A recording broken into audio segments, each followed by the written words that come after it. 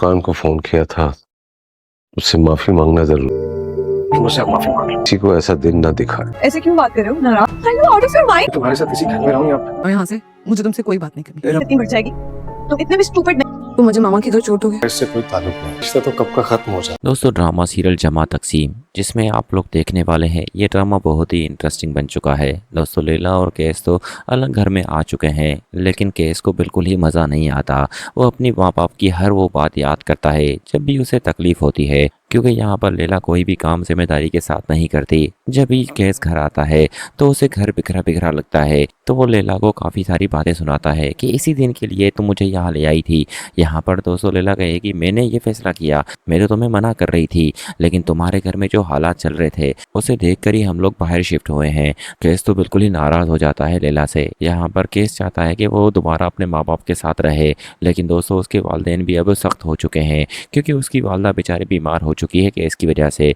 उसे लगता है कि केस कभी ना कभी लौट आएगा, लेकिन केस का वालिद कहेगा ऐसा कभी भी नहीं होगा। अब केस घर छोड़ चुका है और वो भी अपनी मर्जी से।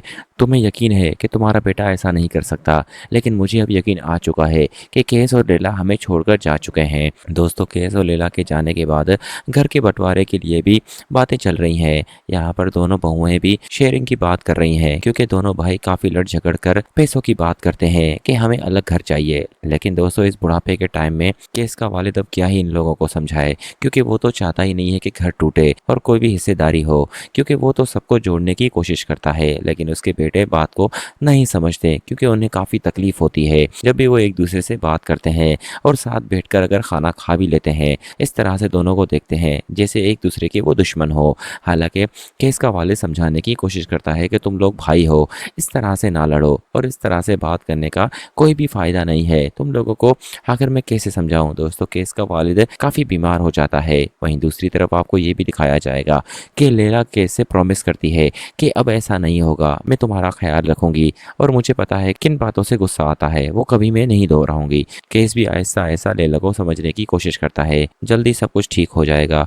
अगले सीन में दोस्तों आपको ये भी दिखाया जाएगा कि ज़ीशान की भी बॉयज़ हॉस्टल में काफ़ी बुरी हालत होगी। दोस्तों वो भी भागने की कोशिश करता है, लेकिन उसी तरह से उसके साथ हो रहा है जिस तरह से उसने सिद्रा के साथ किया था। बचपन से लेकर आज तक उसने सिद्रा के साथ बहुत बुरा किया। तो दोस्तों अभी तो उसके साथ ये सिर्फ और सिर्फ ट्रेलर है,